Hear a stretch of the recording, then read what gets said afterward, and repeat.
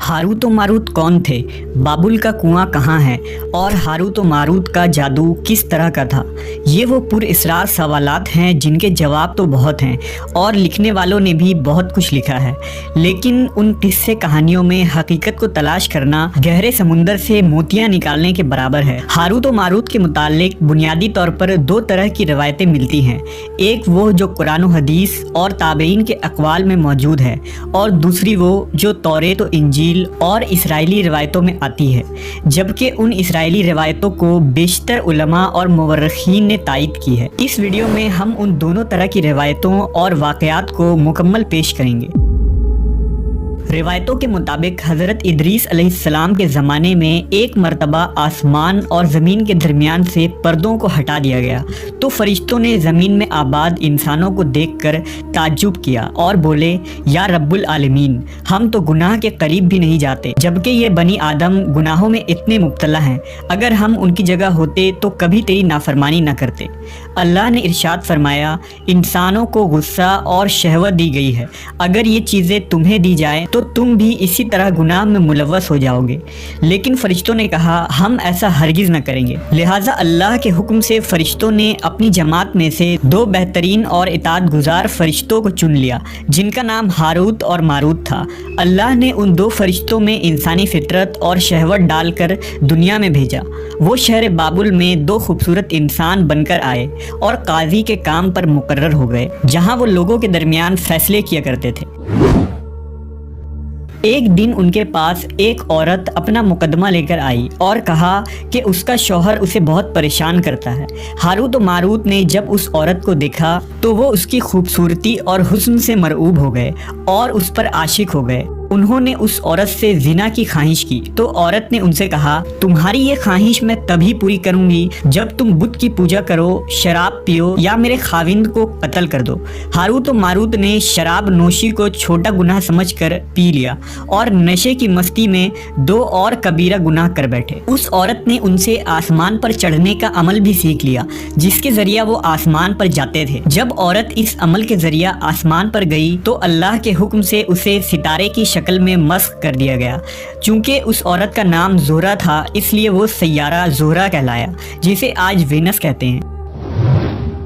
इस गुनाह की वजह से हारूत और मारूत खुद वो इसमें आज़म भूल गए जिसे पढ़कर वो आसमान पर जाते थे और बतौर सज़ा उन्हें बाबुल के एक कुएं में उल्टा लटका दिया गया, जहां वो ता क़यामत यूं ही कैद रहेंगे। ये एक इसराइली रवायत है जिसे इमाम इब्न कसीर और फ़खरुद्दीन राज़ी जैसे मुफस्सरीन अफसाना और मन घड़त कहानी करार देकर सख्ती से रद्द कर देते हैं। वहीं इमाम सयूती जैसे उलमा इस रिवायत को मुस्तनद मानते हैं। हारूत और मारूत और चाहे बाबुल के सिलसिले में एक और रिवायत कसरत से बयान की जाती है, जिसके मुताबिक एक ज़माना ऐसा था जब शहर बाबुल रोए ज़मीन पर तहजीब और तमद्दुन का मरकज़ था। यहाँ के लोग बातिल खुदा की परस्तिश किया करते थे।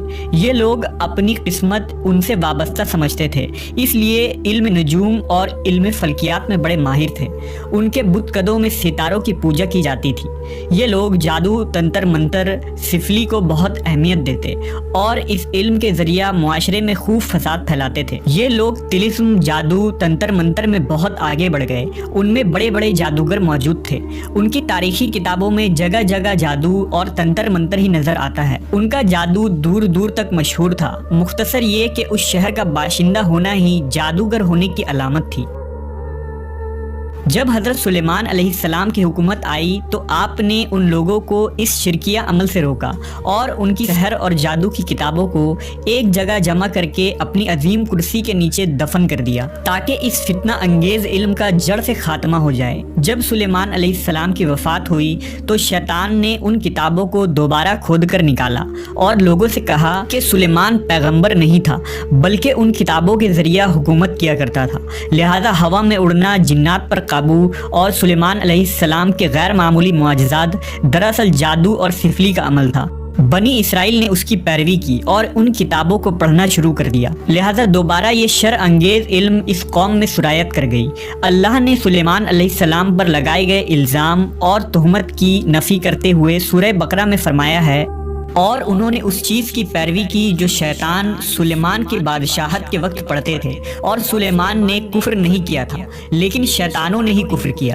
لوگوں کو جادو سکھاتے تھے، اور اس چیز کی بھی جو شہر بابل میں ہاروت و ماروت 2 فرشتوں پر اتارا گیا تھا، اور وہ کسی کو نہ سکھاتے تھے جب تک یہ نہ کہہ دیتے کہ ہم تو صرف آزمائش کے لیے ہیں، تو کافر نہ بن۔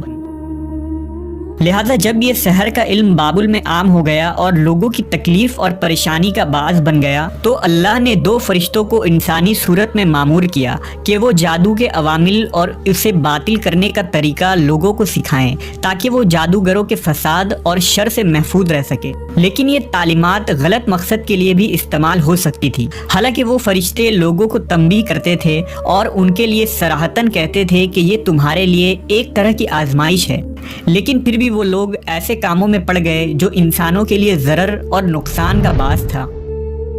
بعض عربی داستانوں میں اس کنویں کا ذکر بھی ملتا ہے جہاں کئی لوگ پہنچے اور ہاروت و ماروت سے ملاقات کر کے جادو کا علم بھی سیکھا، جبکہ بعض مورخین کا کہنا ہے کہ عراق کے شہر حلہ کے قریب ایک کھنڈر میں موجود قدیم کنواں ہے جہاں سے بابل کی سرحد شروع ہوتی تھی۔ یہ اس کنویں کو ہی چاہے بابل قرار دیتے ہیں۔ بہرحال اس واقعے سے یہ سبق ملتا ہے کہ سفلی اور جادو ایک شرکیہ عمل ہے، مگر یہ کہ اس کا استعمال فساد اور شر پسندی کے خاتمے کے لیے کیا جائے۔